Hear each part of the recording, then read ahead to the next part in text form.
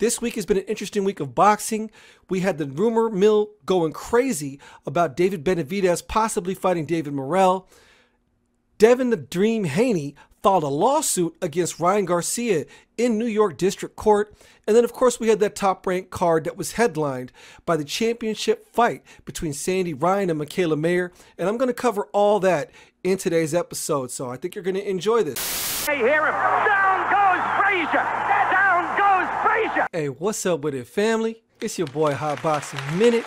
Back at you with the uncut realness as only I can deliver it to you.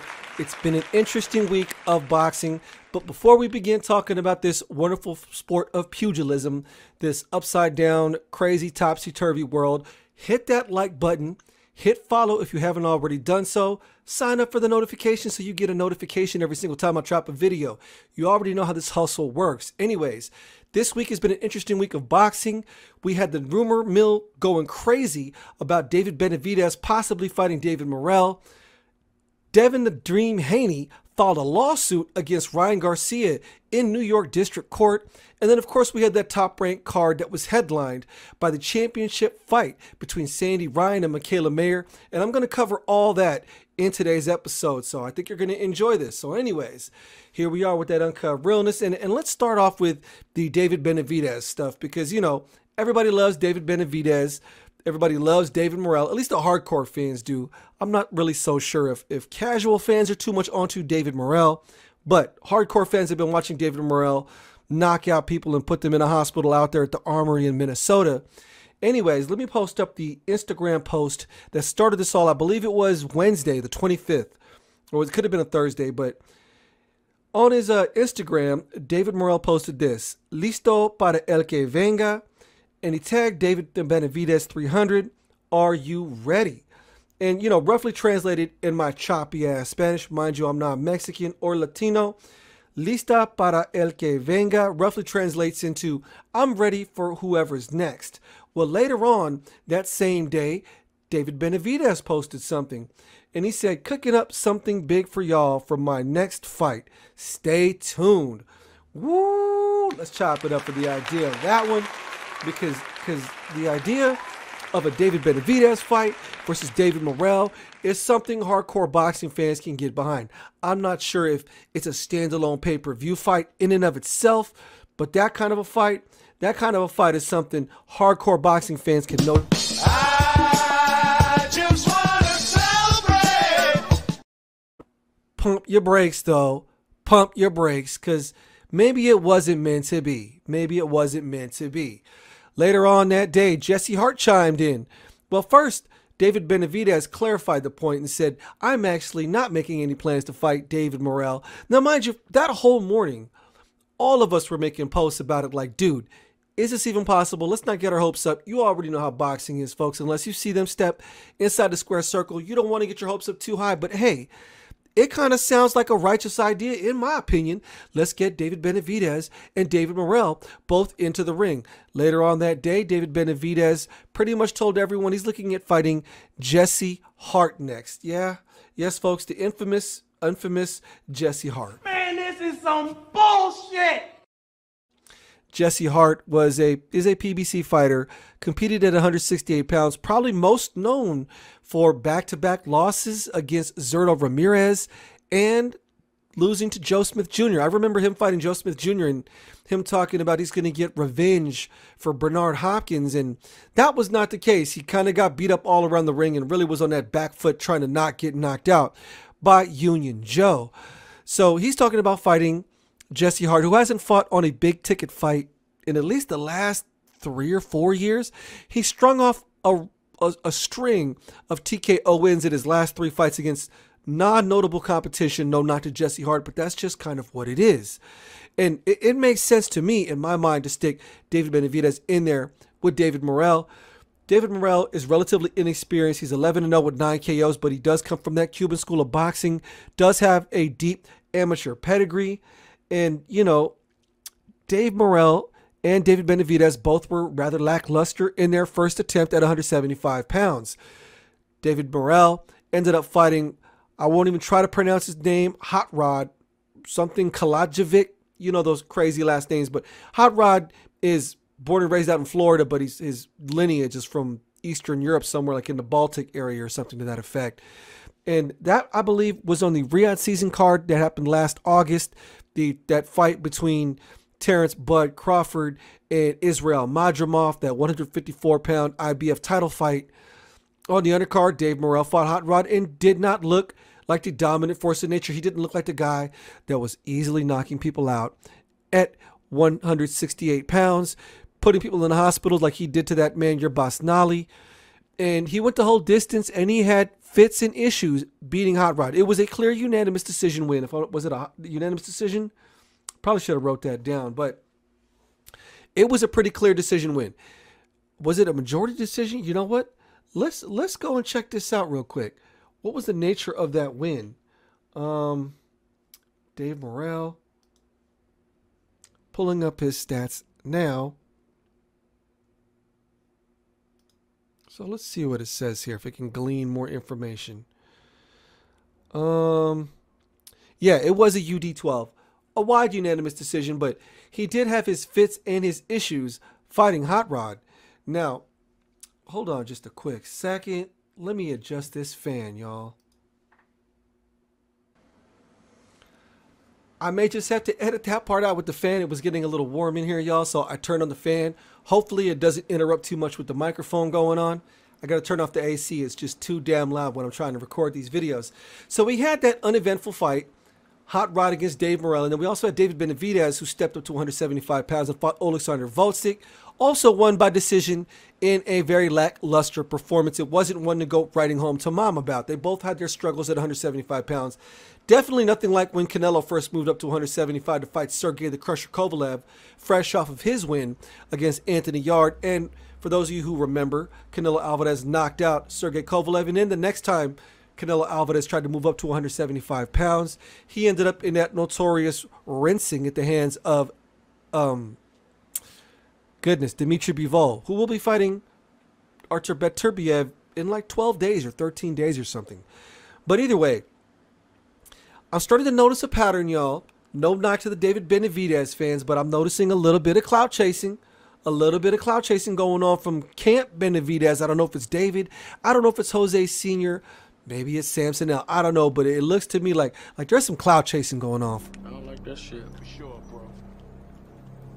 I don't like that shit. So let's take us a trip down memory lane. For those of you who may not remember, I'm going to bring it back up.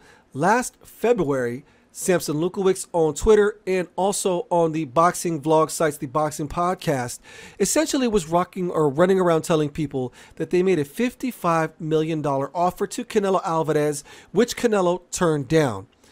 Later on, Eddie Reynoso was on ESPN Deportes during an interview, and he said that they never got such an offer, a $55 million offer. He had never got a fight offer from Top Rank, not from Al Haymon at PBC, not from Eddie at Matchroom, definitely not from Samson Lukowicz for no $55 million to fight Dave Benavidez. Now, of course, there's a lot of people who are upset. They think Canelo should fight David Benavidez, and I'm one of them, and they're throwing around the term duck. It is what it is. Think of it what you will, but either way, shortly after that, Mauricio Suleiman made the announcement that come March, the WBC was going to mandate that David Benavidez was going to get his shot at Canelo. They were going to enforce David Benavidez' #1 position as the mandatory challenger and make Canelo Alvarez fight David Benavidez. Well, before that announcement got made, David Benavidez dropped the announcement that he was going to be fighting none other than Alexander Volcik on the undercard to the Frank Martin versus Tank Davis fight that went down, I believe it was in June? Or was it, did I write that? Yeah, it was last June when when Tank fought Frank Martin. Right when he was on the cusp, supposedly, of the WBC mandating that Canelo defend his WBC strap against the mandatory, because David Benavidez has been the mandatory challenger, and it's a big circle jerk. Either way, Samson Lukowicz ended up taking down that tweet about the $55 million offer. So this looks like another kind of big smokescreen thing just to generate interest. David Morrell versus David Benavidez. Oh, here, take Jesse Hart. We're gonna give you Jesse Hart as like your consolation prize in, you know, kind of typical PBC fashion. You know, this is not It's not something we're unaccustomed to seeing. It's like the smoke screen. You know what I mean? It's the smoke and mirrors diversion play. So I don't think we're going to get that. They've been hinting at David Benavidez making a return to the ring this December. And it looks like it's going to be Jesse Hart. So, yeah, folks, typical shenanigans, and I'm not exactly happy with that. But that was going on with David Benavidez. And let's move on from the David Benavidez thing and talk about what is going on with my man. Goodness. How am I skipping his name? Devin the Dream Haney. Oh my goodness, folks. It's lawsuit time for Devin the Dream Haney. Had to take a quick second to pull it up. Devin the Dream Haney. It's official. He filed the motion with the United States District Court for the Eastern District of New York. Devin Haney and Devin Haney Promotions.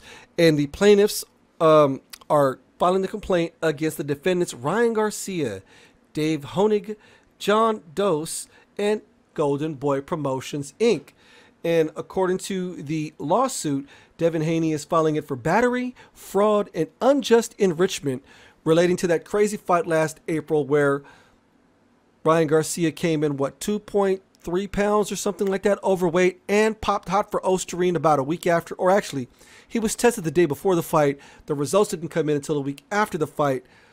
And the New York State Athletic Commission ended up turning over that loss to Devin Haney and ruling it a no contest, and Devin Haney still has his 0 on his record. But in the court of public opinion, you can't take away the way that we had to see Devin Haney get beat down at the hands of Ryan Garcia. He kept getting cleanly hit consistently with that check left hook. Definitely was not the best of looks for Devin Haney.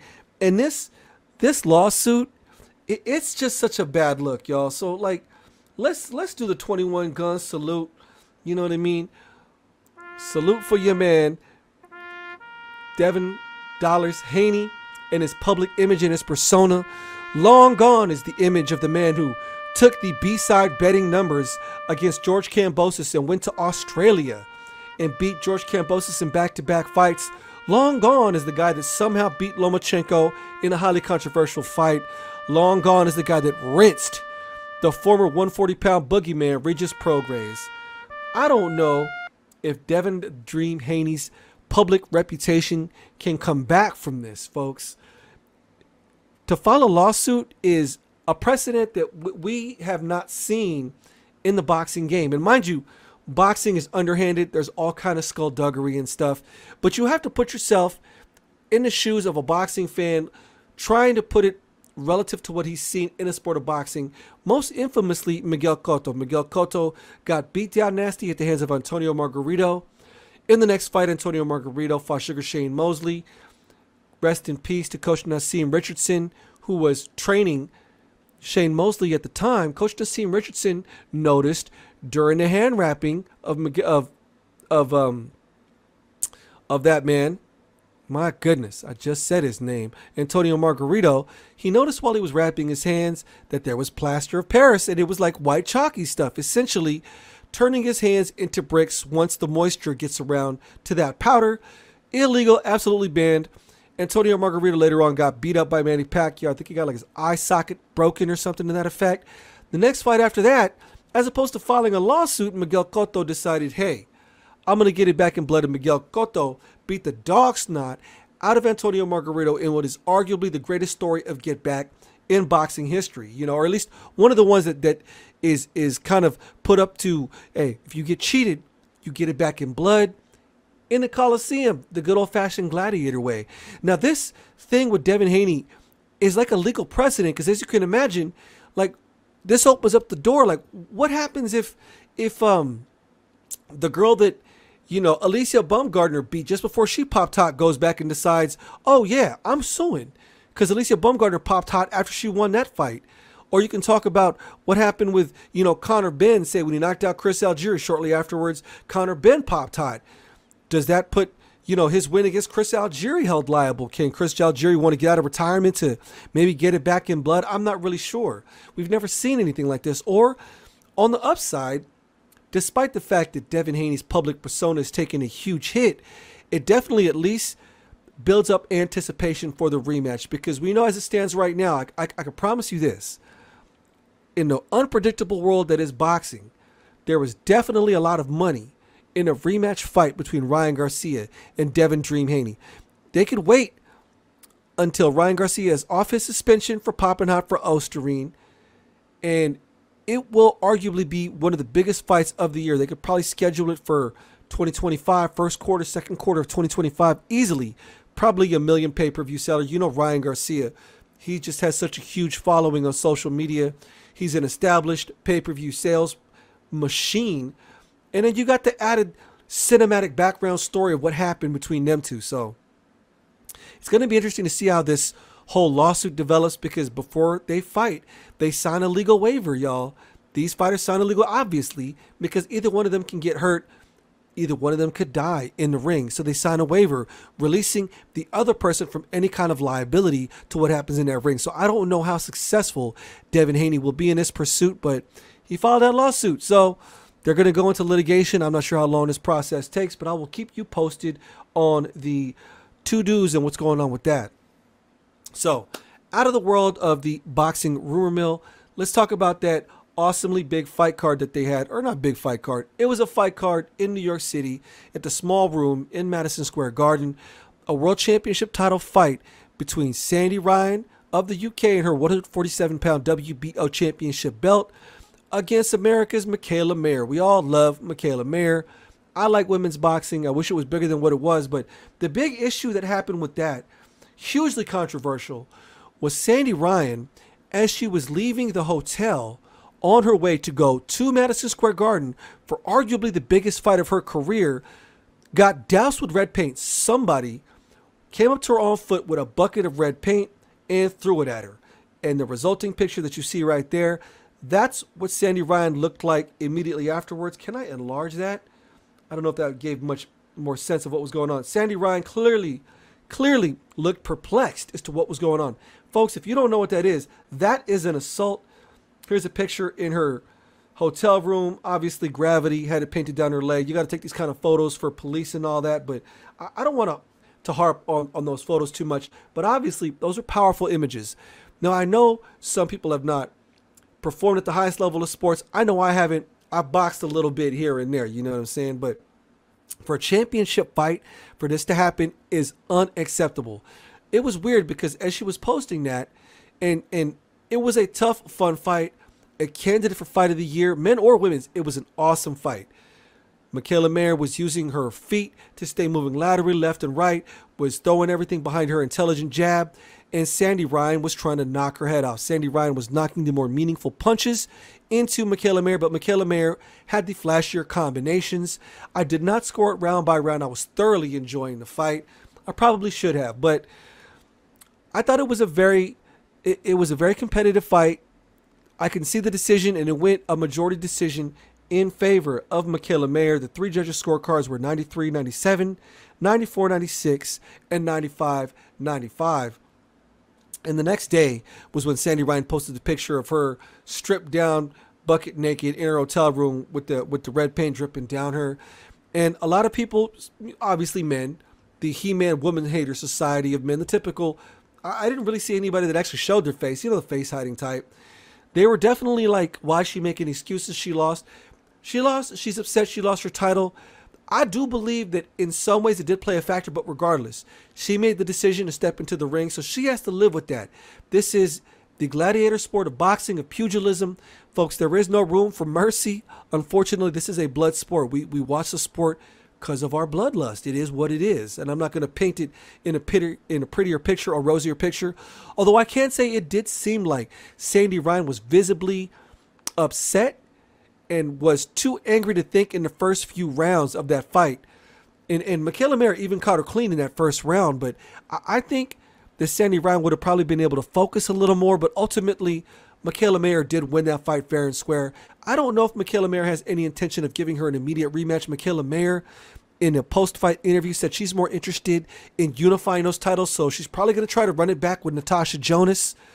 Fair play to Mikaela Mayer. She went across the water, across the body of water, across the pond, so to speak, and had her fights out there in the UK.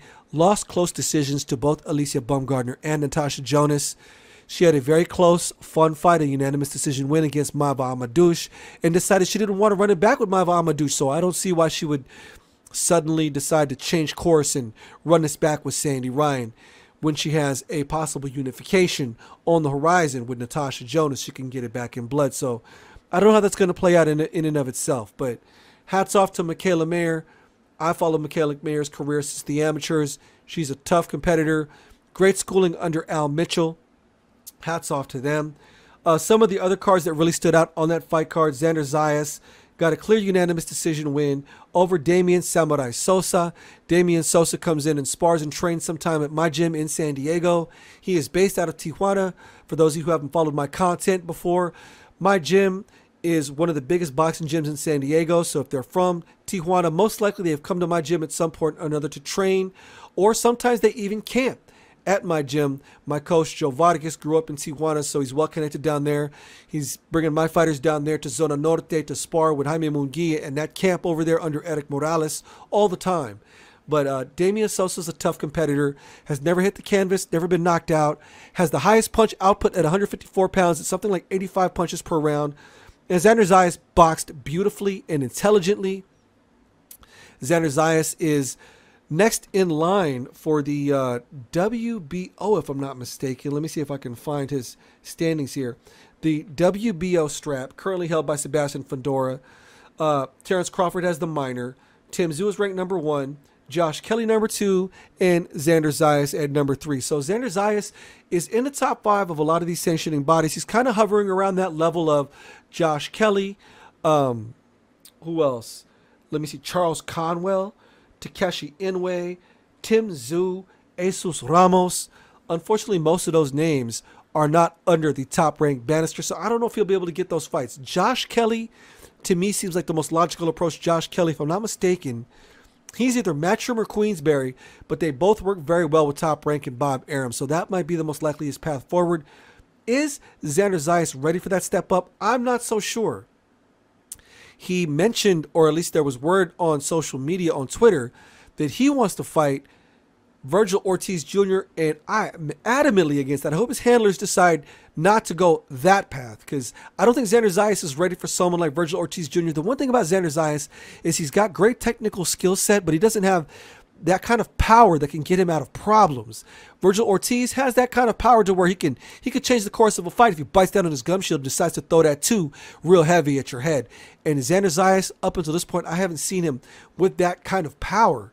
So he's only 22 years old, might be 23, so he still has that man strength he needs to develop into, which you really don't see as a man until you're about like 25, 26. So he could take his time and not rush into a fight with Virgil Ortiz Jr. Much credit to Xander Zayas. I love watching his career develop. He's 22 years old, 23, has the world ahead of him. Bruce Shushu Carrington, Brownsville's finest, eked out a tricky majority decision win over Suleiman Segawa of Uganda. And the Shushu Carrington hype train did take a little bit of a hit after that performance. I was not one of those people who bought onto the hype train of guys like Shushu Carrington and Tiger Johnson. Look, I need to see the body of work before I start throwing out names like, hey, let's put Shushu Carrington in the ring with Naoya Inoue just because Shushu Carrington knocked out quite a few nondescript guys. Shushu Carrington is young. He's only 13 fights in his pro career. Well, not super young. He's 27 or something to that effect. He was pursuing his amateur goals of Olympic gold, which eventually didn't fall through. But he's only got 13 professional fights. Let Shushu Carrington season up a little bit more before you start throwing his name in the hat with killers like Naoya Inoue. As it stands right now, no, he's not ready for Naoya Inoue. Shushu Carrington is in an interesting position where he is in the boxing rankings. He is ranked number 2 in the WBA sanctioning body system. The number 1 ranked person is Robesi Ramirez, who wants to get that rematch with Rafa Divino Espinoza. Right under Bruce Carrington is Stephen Fulton. So he's around the names, you know. In that top 5, you got names like, you know, Jonathan Lopez. That's the homie right there. The Puerto Rican trained, or not trained, managed by Eddie Reynoso. I've been talking about my boy Gio LaRocca for a minute. Jonathan Lopez is one you're going to want to watch, but he's right there around Stephen Fulton. You got Raymond Ford, who's a little bit lower. Rhea Abe. But yeah, I think Shushu Carrington should spend a little bit of time trying to figure out what it was he did wrong in that fight against Suleiman Sagawa. It seemed like Shushu Carrington was a little bit too obsessed with his power and the stoppages he was getting, because he was not fighting as competently behind his jab as I feel like he should have.